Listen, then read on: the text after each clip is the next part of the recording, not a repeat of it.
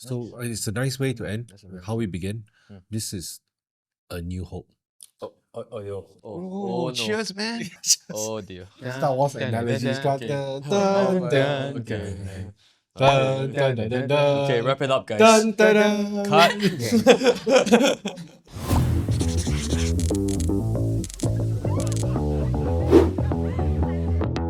Thanks for coming. Welcome. Today we're going to talk a bit about our identity, insecurity, and a sense of self-worth and stuff like that. So I was reading this really interesting article in what issue is this? July issue of the Methodist Message. And something really interesting came up. It says here, right? It says the issue with labels is that they only describe one facet of who we are. No single word or category can truly capture the complexity of each human being. As with all things human-made, labels too are subject to human misunderstanding. It's easy to make quick judgments based on the labels given to us by society, or the ones we choose for ourselves. What caught me was the ones that we choose for ourselves. There's this thing about pastors and the pressure of being a pastor that you always have to seem perfect. Yeah. And everybody thinks that you go through life without Yeah. pain, without suffering, No lah, not true lah. So anyway, okay, so let's just, I've got a few questions that I kind of did some research on and I wanted to ask you guys. So, wait, let me do an age group check. So, mid-20s, not you. Not me. Yeah, I'm 36. 36. Oh, I know how old you Early are. 50s. Almost CPF, okay? Almost CPF. Not too far away. Not too far away. I'm closer. Yeah. Okay, so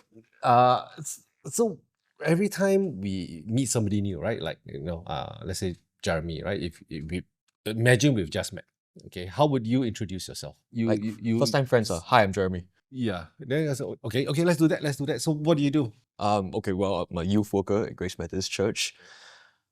I like Star Wars.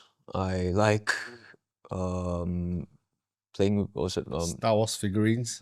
no, actually, I do a lot Read of Star Wars live action role playing. I dress up as I'm not sure what Darth Vader.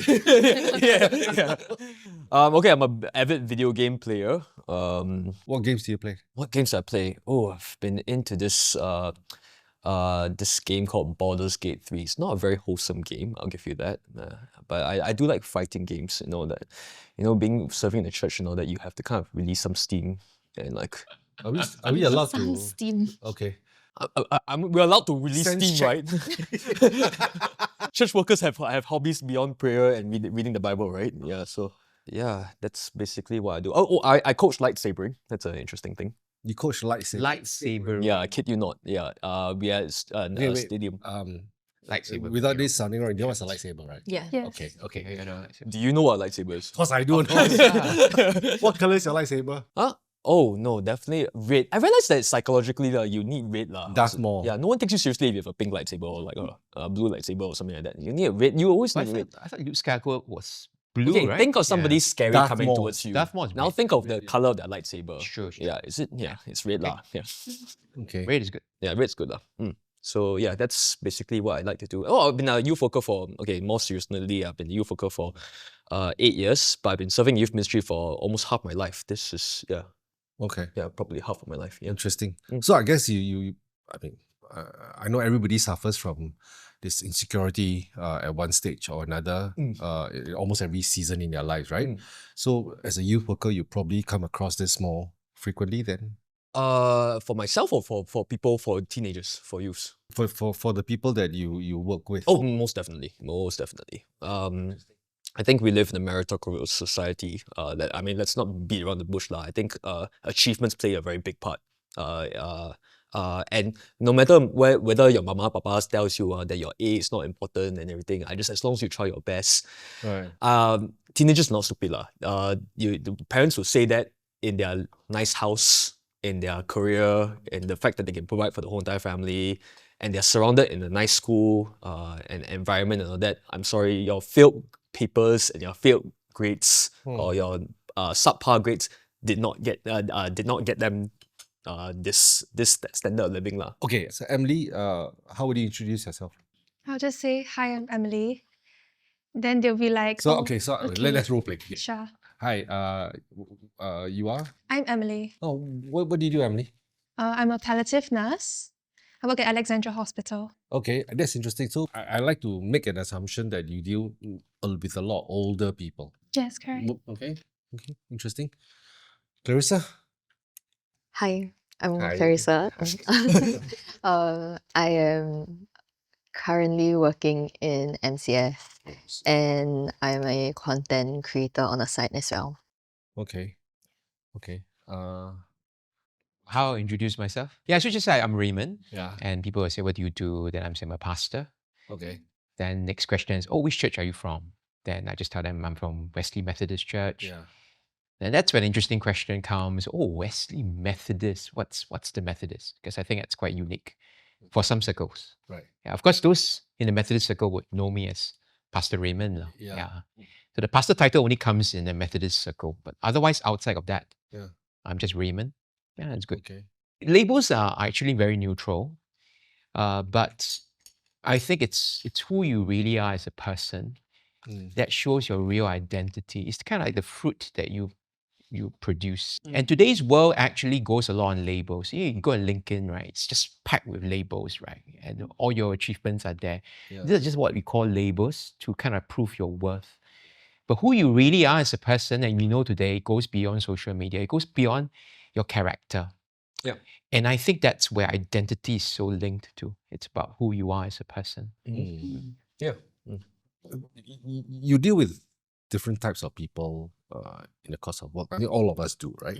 So how do you think most people today get their sense of identity? How do you get your sense of Yeah. identity?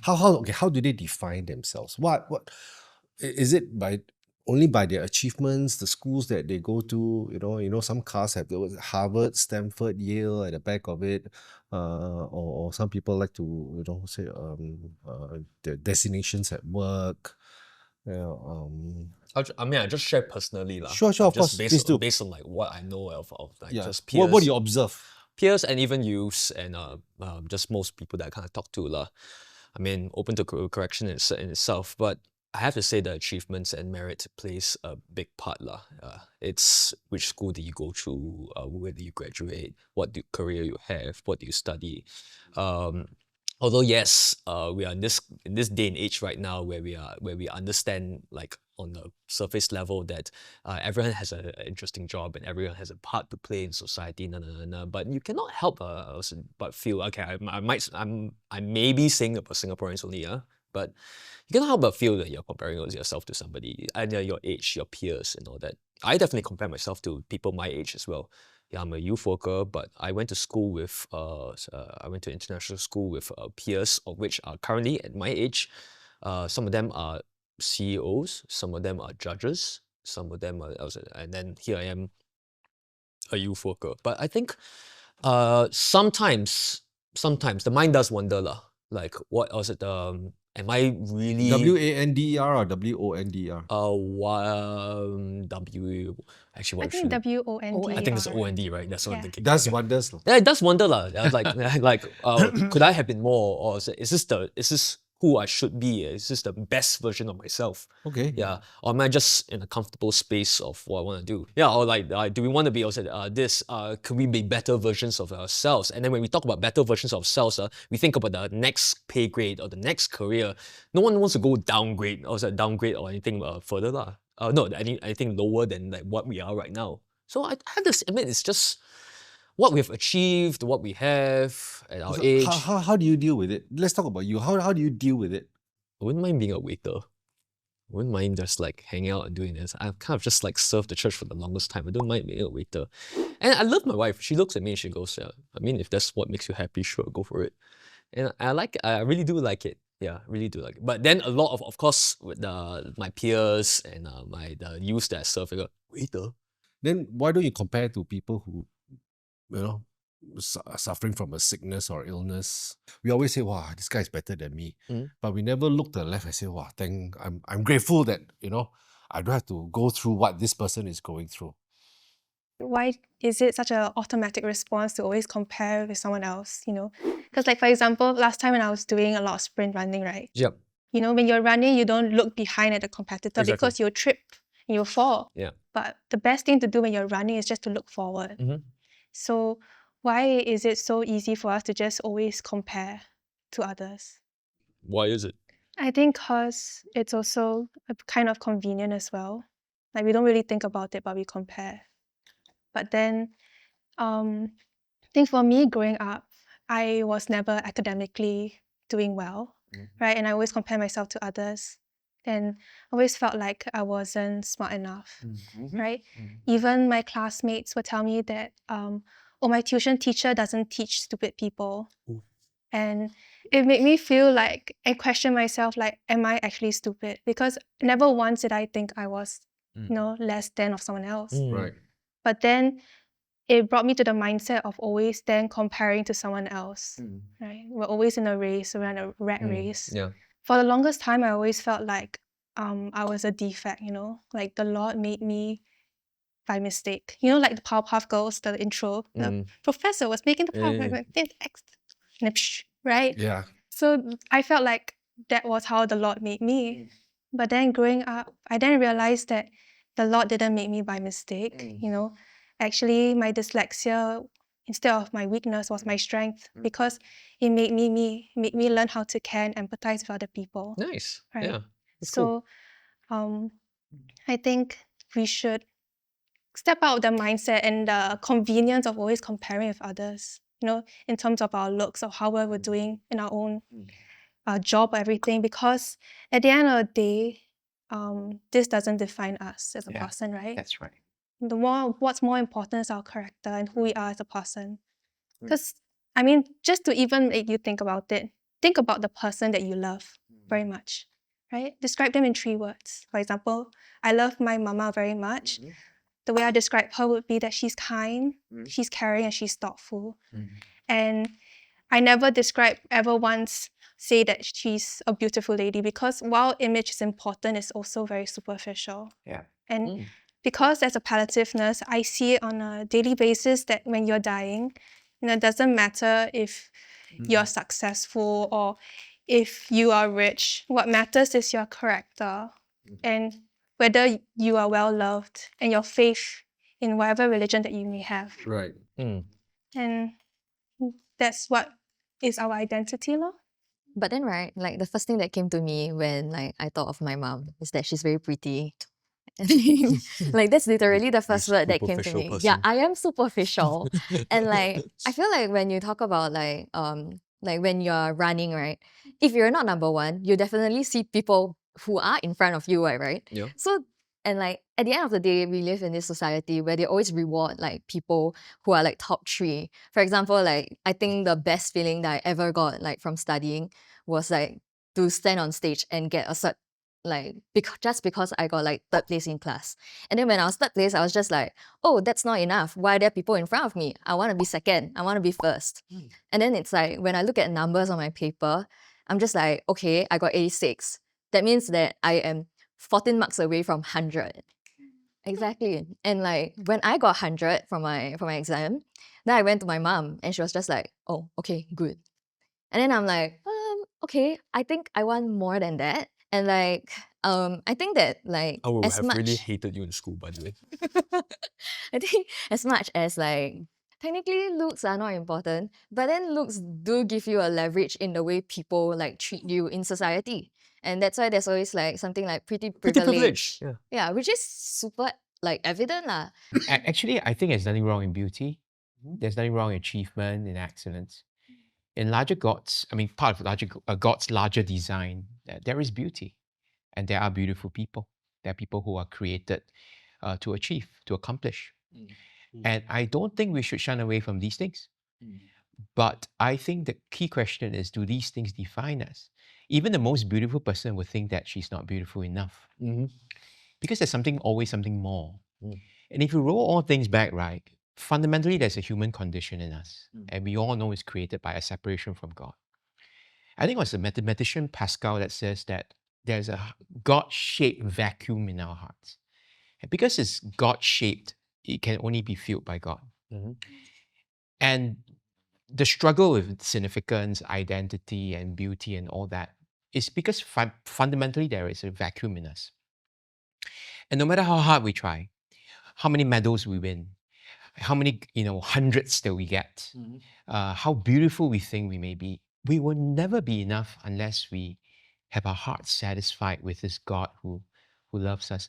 And the funny thing is that the more we recognize our condition, the more actually we will turn to the right source. And I think that's the amazing hope that we have, that we do have a hope in a God that gives us that sense of satisfaction. Yeah, but I think it really starts with a place of recognizing our need for Him, the condition that we have. I do challenge that though. Yeah, go ahead. I do challenge that though. I work with teenagers, and okay, I've grown up. I was in a Christian family, and I've grown up with that truth as well. That like, yes, we have a God-filled a hole in us, and all. It's easy to say that when we are striving for things and we are achieving things and all that, but when you come from a place of lack, right? So that's why I empathize with Emily as well. I grew up in an environment where similar. I didn't do so well in my studies as well. In fact, I've probably saw my first A's in university lah. But yeah, I was with an inability to make friends when I was young, inability to study. I always thought I was just dysfunctional, not great in my studies. An inability to be like socially accepted. I'm sorry lah. Love for animes and video games don't put you in the popularity ladder so well. And also at the same time with zero, at that time I was quite lazy to go over the church and all. I knew the idea and the concept of a God that could fill this heart. But the truth is, I didn't even have the basic necessities of friends or even just something to call for my own. So it's very difficult to be able to suddenly come to that realization that Absolutely. it was actually that God filled. I agree with you. Yeah. And the truth is that we will never get there, but we can at least be on a journey towards it. I mean, all seasons of our lives, even my current season, there are times when I feel I'm not enough. I can imagine that. It's constantly, am I doing enough? Am I enough? Am I preaching well enough? Am I caring enough? Am I shepherding enough? Am I available for my congregation enough? So it's not just, doesn't mean you're in the church, you will naturally be enough. We all have to grapple with this in every season of our lives. And I think it's a very real and authentic journey that we take. And I think we should encourage the authenticity with our young people and in all seasons of our lives. So as a community, I think we need to create space for their authenticity. I think so too. Because I don't think we have these conversations enough to talk about our insecurities. Yeah. We're constantly It's not pushing. safe to talk Yeah, about. correct. It's not. It's about safety, right? Yeah. How do we foster an environment where we can really be authentic, that we do struggle with this? And maybe from that place of authenticity, we can help each other take some steps now. Do you think it's a cultural thing? People don't want to lose face. They I want think to so, guard. man. Yeah. Yeah. Okay. Nobody is, especially as young, nobody's going to sit down and go, "Hi, I'm not doing so great with my studies," or "Hi, I'm not doing so great. I look ugly." To everybody. Okay, I don't know whether girls are a little bit more encouraging to each other a little bit, but guys, guys look at each other and just go, "You'll be fine lah. Just carry on." Yeah. Yeah. So I think women deal with these insecurities different from men. Sure, most definitely. Yeah, well, because there's something that you can do, right? Like, for example, if my nose is not tall enough, then I go and put fillers lah. Or like my chin is not like sharp enough, then I put fillers too. Yeah, so you would do something about it, right? At the same time, I also think that like what you rightly said, we don't deal with it. We always tell our kids, the younger people, don't worry lah. Don't worry it's lah. just a phase in Yeah, life. don't worry Yeah, lah. yeah. You look go out of it, amazing. okay one. Yeah. But when we were growing up, Yeah. right, just get on with it lah. Eat Yeah, more yeah, vegetables. Yeah, two Right. minutes, okay. Correct. You're right. And Absolutely right. we grew Yeah. up. But I think as the generations go younger and younger, we get a lot more sensitive about this kind of things. And it doesn't help that when our parents tell us, never mind, Papa, Mama are very proud of you. Yeah, it's okay one. Yeah, don't worry. That does nothing to us. Because we are surrounded by an environment that is constantly comparing itself, constantly like reminding us that we are not on that level, that we have not hit that space. And we also have friends who will look at each other and go, what do you want to do? I came to the realization that, we will never be perceptionless, but rather perception free, meaning that, everybody's going to have their own opinions about who we are and what we are. But then what matters is that whether or not we let those voices or comments affect us. For example, when I was growing up also, people always tell me that my mole is a very distinct feature that I should remove because I'll look prettier without it. Never once did I think that my mole was ugly, but because I kept getting that comment, the mole just started getting bigger and bigger and bigger. Yeah. Yeah, and then I went to my parents. I was like, "Mommy, Daddy, I think I want to remove my mole."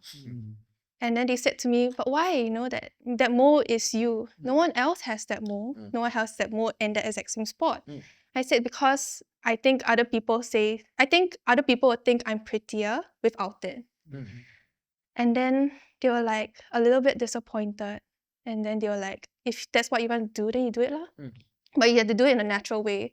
So what I did was that I went on Google, how to remove That is the mole, natural way, right? okay. Natural way. How to remove mole 101. Hey, that's yeah. natural Really, name these days. Yeah.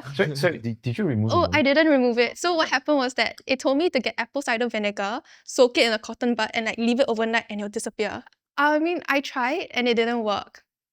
And then after that, I told my mama. I was like, "Mama, I really want to remove my mole, but I don't know how."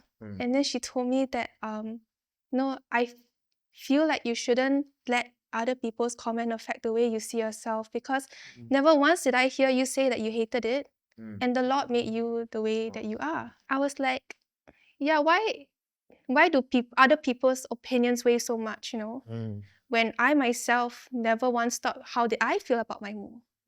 Yeah. So that was the realization, is that, while you will never be perceptionless, you can be perception free. Nice. As in you're free from the grip of the perception. Yes, exactly. You don't adjust the way that you are because of what other people say about you or to be liked, right?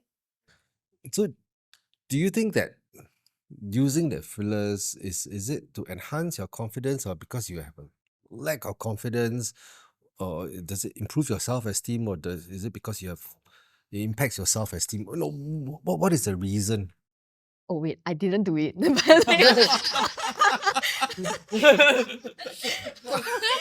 I didn't do the fillers, by the way. But then, Okay, stop. I'm gonna press it. Have you thought about it? yes. Okay, let's go with that. Okay, let's go we with that. can play. We can play. Why did you think about it? Yeah. I think like what Emily said earlier, right? Like other people perceive you a certain way. Like when I was young in primary school, then my mom was a teacher in the same school also. And then like to me, I think that my mom's really very pretty, very beautiful. And my friends also felt the same way. So they will always tell me like, "Oh Claire, like your mom is so pretty. What happened to you? Why you don't look like her?" What the heck? That's so mean. Yeah, I was like feeling 7 Just I half was of me is my father. yeah, I was That's so 7 years mean. old, and like they told me that. So I was just like, okay. As I grew up, right, then I always watch like people that I view like in my own perception, I think they are more beautiful or like better looking, taller nose, What bridge, you face bridge. think is beautiful, or what the world thinks is beautiful, and you're trying to match that? I think it's more of like maybe there are beauty standards there, but then to me, it's not that I want to match the beauty standard, but rather I feel that I would look better with a taller nose bridge.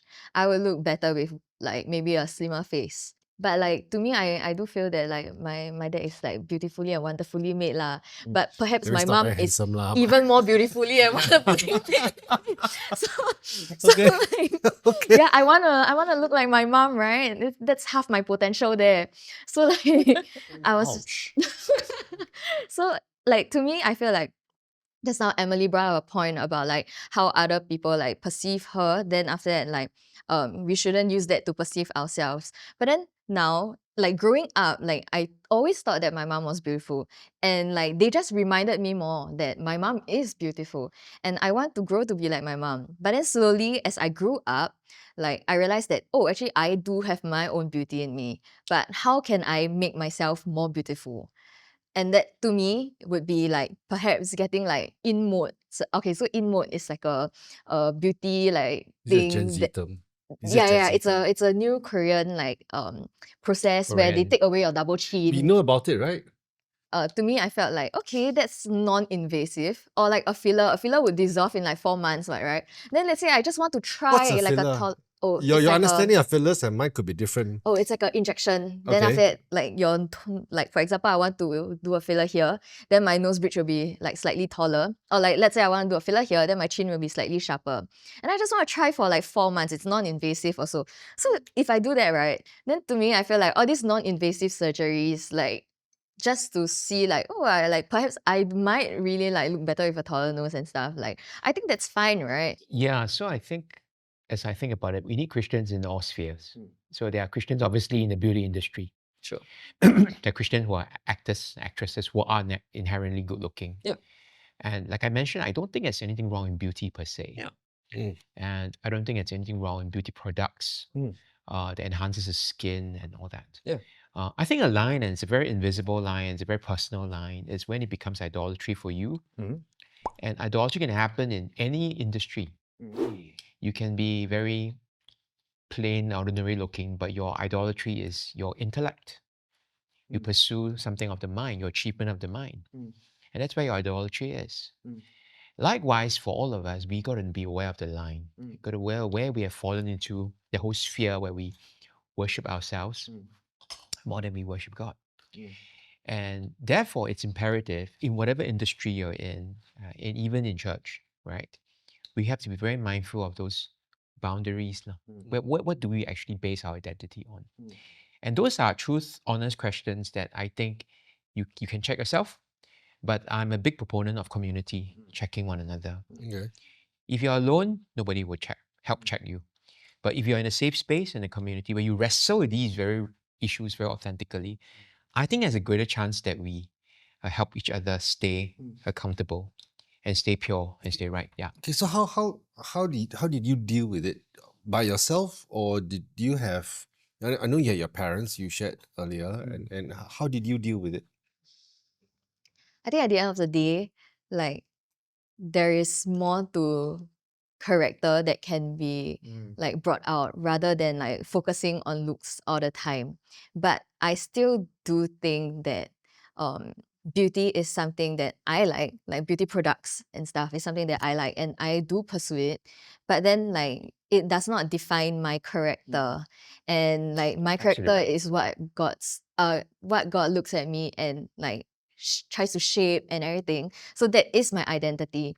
But what I view as beauty, like, can be like sceneries and stuff. And I feel that God is a God that appreciates beauty.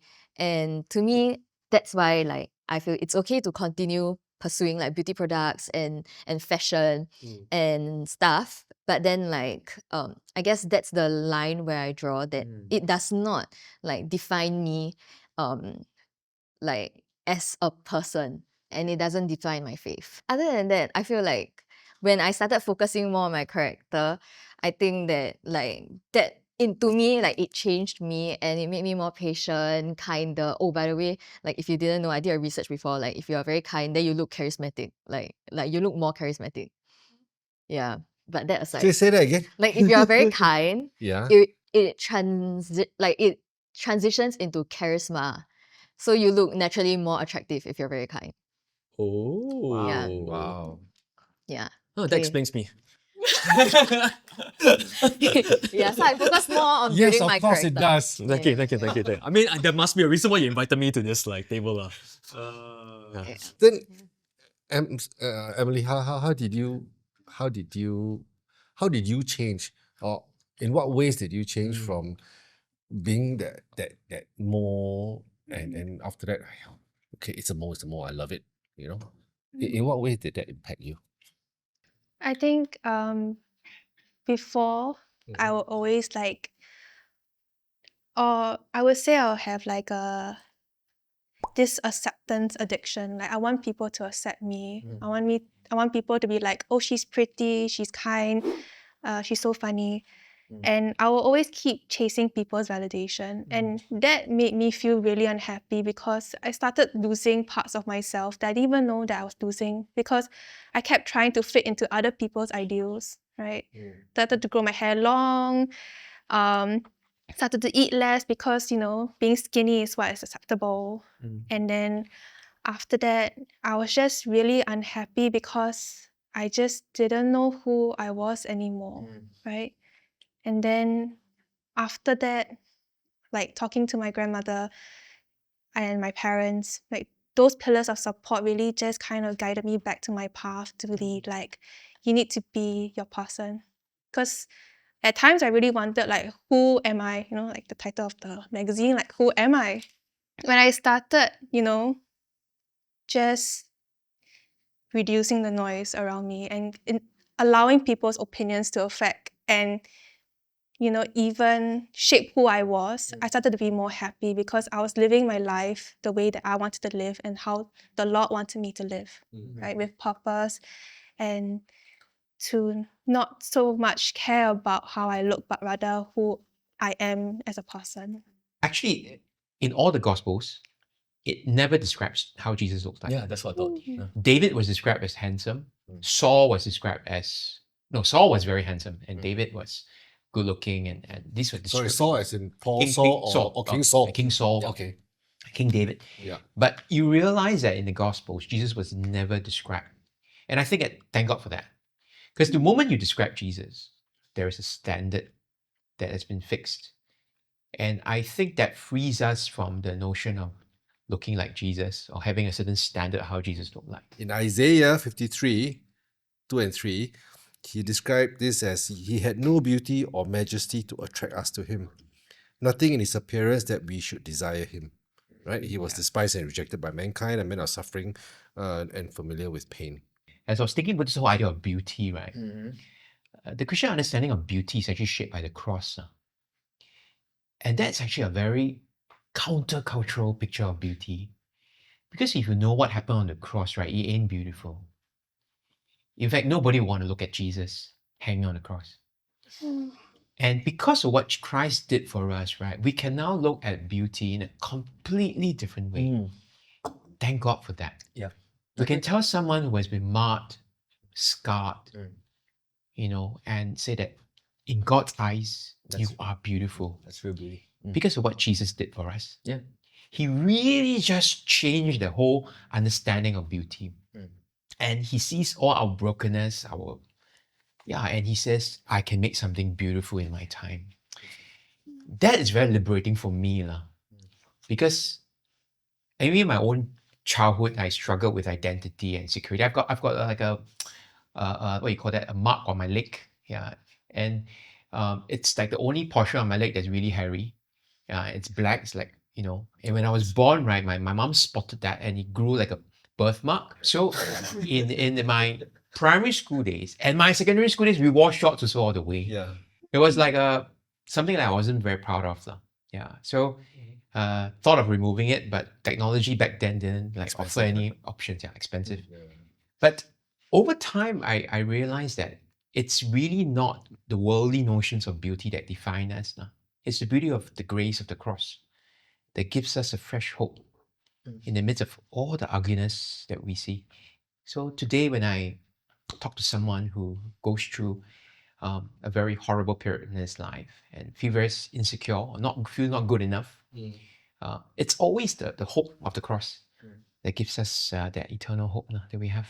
So why don't Emily and Claire, you know, and of course Jeremy, if you had one message to your younger self when you were 16, what would that one or two message, a brief message be? And then anybody's watching this who is in the age group, what would you like them to hear? If I could tell my 16-year-old self something, first of all, I would, actually I wrote this actually in a post in a journal back then. I wrote to my 16-year-old self and said, like, we made it lah. We made it. Thank you for persevering. Thank you for holding out and even though it was difficult and with everyone and being in an environment that you never felt good enough, you always were playing second fiddle to everybody else. You compared yourself to everybody, and you never felt like you belonged. Thank you for holding out, because right now, I'm 36. I sit in a house that is mine. I am married to a beautiful wife, and not because of just simply the looks of her, but because of her character. She loves God. I love God.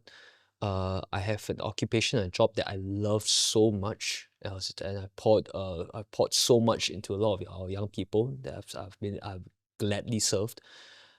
Thank you for holding out and for not falling into the lies that the world has told you, or even just your environment has told you, or sometimes you have told yourself. Thanks for that. Yeah. Hey, cheers, man. Let me check. Yeah, thanks, man. Wait. Must be an old man thing. Guys, I think so. Must be an old man thing. Oh, it's a old man thing. Yeah, must be an Sorry. old man I thing. don't know Cheersing why. is an old man Yeah, thing. it's definitely an old man It's thing. correct. Normally young people we We fist bump like sick, man. Oh, yeah. with that. Fire. Yeah, that's fire. No, he's Slade, right? He's slate. Yeah. Slay. Sure. Can Okay, I say never he's mind. slay? You know what? You stick in your Slay. leg. Yeah, I'll stick in my leg. Stick in your leg. Yeah, cheers. Yeah. Okay. Okay. I think I would tell my younger self that that you are enough, and it's not about perfection, it's about having purpose. So don't care about what other people say about you. Just know what you say about yourself. And I think that's what's most important. Nice. Cheers. Fist bump for young people. Yes. Okay. Well, I think for me, maybe to like younger people, it would be that like you don't always have to be the best, and that like what Emily said, like you are enough. Like everything that you're pursuing doesn't will not be your end goal at the end of the day, and like to really look to Christ and see where does he want you to go. Yeah, I think that is most important in life, because God's plans are the best plans. Nice. Wow. Wow. What do you as a pastor, what gives you hope, for the next generation? Actually, truth be told, I think it's, and I'm not trying to be cliche about it, I think it's really the gospel that gives us hope. In every generation, we will face the same issues of identity, beauty, significance, and self-worth. It comes out in different forms. We have different responses to it. But this is the timeless grace of God through the cross.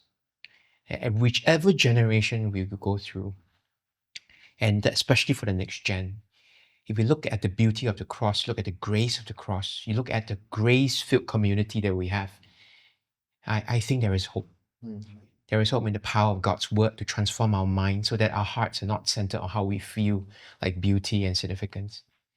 If we remember that God has loved us with an everlasting love, if I can paraphrase Romans 8, not even your grades, not even the number of likes you have on Insta, not even your failure to get to your choice of school or your choice of design, not even the low pay that you get or a boss that is, you can't stand. Nothing of this can separate you from the love that in Jesus Christ has shown.